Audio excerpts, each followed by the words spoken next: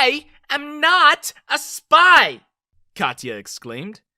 All right, sheesh, chill out. I backed down from the confrontation. I was only half joking when I said it, but when she reacted the way she did, it made me think. See, I thought I had Katya figured out, but at the time, I didn't really have anything other than suspicion. Hi, I'm Leo, and I'm here to tell you about the time my dad hired a maid who turned out to be a spy. But before I do, please like the video and subscribe to this channel to show your support for me. Katya and I met in college. She was a foreign exchange student from an Eastern European country that most of my classmates wouldn't even be able to pronounce. Katya enjoyed her semester as an exchange student so much, she eventually got a student visa and transferred to our college. And while her country was relatively unfamiliar to most of the students, Katya was far from unknown. She became crazy popular pretty quickly. Katya was drop-dead gorgeous. See? And in our small college town, drop-dead gorgeous girls weren't a common sight. It didn't hurt that she was nice to everyone either. She was always volunteering at the pet shelter, and her grades weren't bad either. Wait, that is a massive understatement. Her grades, in fact, were pretty good. She even made it to the dean's list.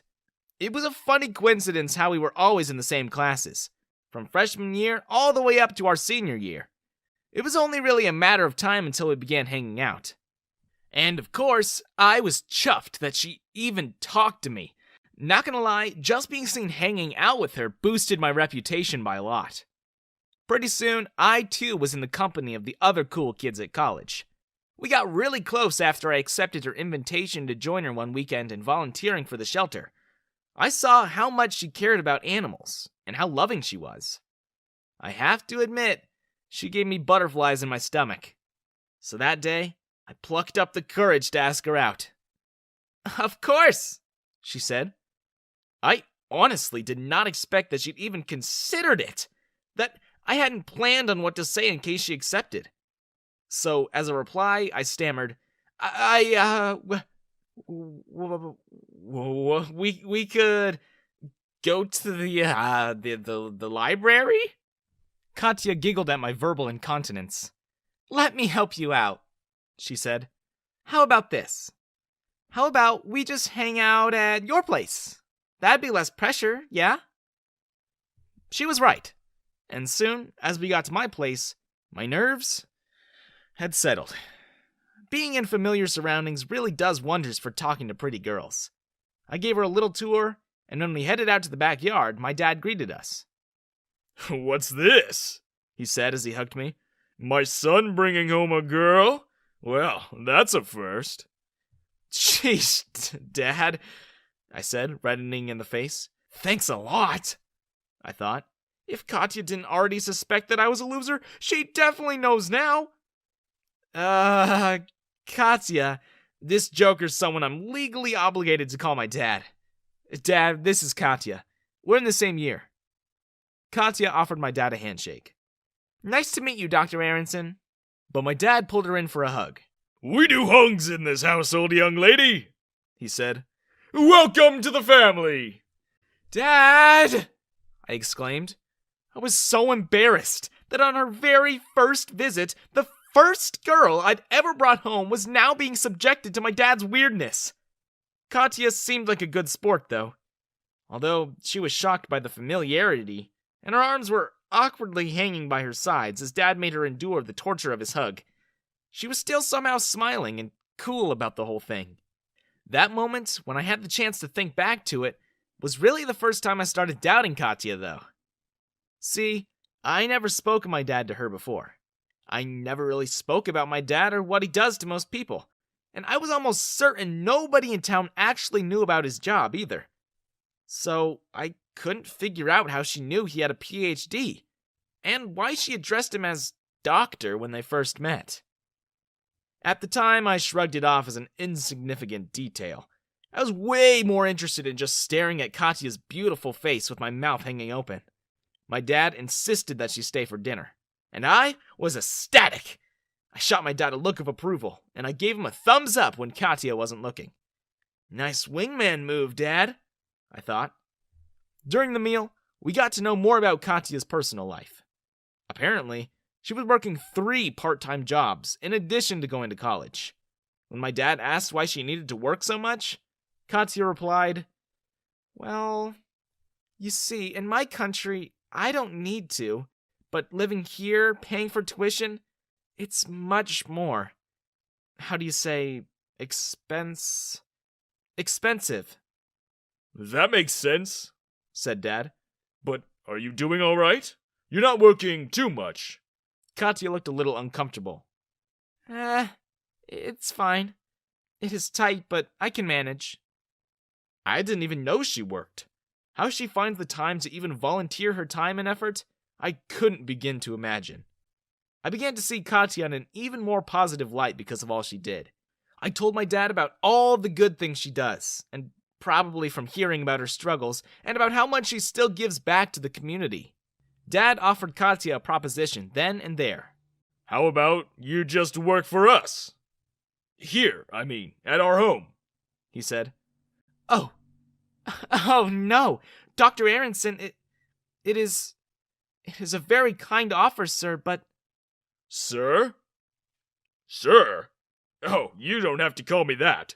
Just call me Eli. And about the job, I insist, whatever you're making in all 3 of your jobs, I'll double it, so you can make some extra and enjoy your time here. Yes? At that, Katya wasn't really left with much of a choice. All she could say was, Thank you. Thank you, Dr. Sir. Eli? My dad chuckled at that. Don't thank me yet. You don't know what the job entails yet. And let me tell you, looking after this one, he said as he shot me a disapproving look, is one gargantuan task, take it from me. I rolled my eyes. I'll be taking care of Leo? She asked. And when she said it, her face lit up. To me, it looked as if she wanted to be around me that much. My heart sang with joy. At that moment, I promised the universe and every ancestor I'd ever had to never doubt my dad again. Best wingman ever! Pretty much, said Dad. Just, clean up after him and make sure he doesn't destroy the house. I did pay a lot for the place, and I'd appreciate if my only son didn't set it on fire or something. But please, let me know if the job isn't, your thing? It is! Exclaimed Katya. I'm very much excited to take care of your son. I was in love. And then, even more so when she showed up for her first day of work in a French maid's uniform. We didn't tell her to, but I guess she enjoyed dressing up in that maid costume. She was the cutest thing, and I could not be more infatuated. But that didn't last long. My dad suggested that Katya live at our place instead of renting, so she could save even more of the money she was earning. And that was when the weird stuff began. As soon as she moved in, I started noticing some weird stuff going on whenever Katya was around. I would suddenly just get chills and feel like someone was watching me. But whenever I looked around, no one would be there. At night, I would wake up feeling like someone was looking at me. And sometimes, I would hear muffled, quiet voices talking in the corridors. I would sometimes notice things in the house either gone or just misplaced in areas where they shouldn't be. At first, I thought maybe Katya was stealing from us, but I immediately dismissed that. Just because she was poor, it didn't mean she was a thief. And I felt ashamed that my mind even went there. The truth was actually worse, as I found out. It was pretty sus that I would sometimes catch her staring intently at me or Dad. And I've caught her more than once looking like she was eavesdropping on Dad's calls. And her strange behavior just got more and more strange as time went on.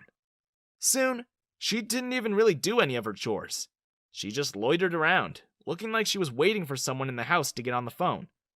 On Fridays, I would notice that she went out at precisely 4:20 p.m. And when I decided to follow her once, I saw her speaking to a very shady-looking suited man. When I caught her sneaking into my dad's office, I decided to confront her. I was fully intending to just say it as a joke, but when I saw that she was holding my dad's phone, my words came out stronger than I intended. Are you spying on us? I am not a spy, Katya exclaimed.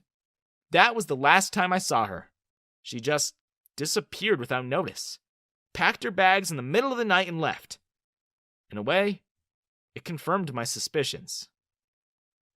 As soon as I brought all the information and my suspicions to my dad's attention, he immediately reported the situation to his superiors.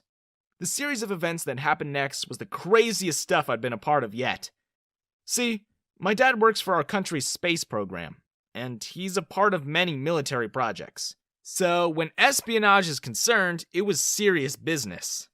My dad made me aware of a secret bunker we had that I had no idea existed. There, we moved his computers, his binders, and boxes upon boxes of documents that were marked Top Secret. We started sleeping in that bunker. It was really weird being underground, surrounded by nothing but 3 feet of reinforced concrete. In less than a day, his security detail, which the state provided, arrived. It was as if my dad was suddenly some sort of head of state. Yeah, he was rich, but we've never even needed one security guard ever. And now, we had an army of men in black patrolling our house every day. They followed us wherever we went. Dad got most of them, but even I had to be followed around by 2 agents. On one hand, it was so baller walking into school with my own thugs. On the other hand, I was not at all a fan of the attention it attracted.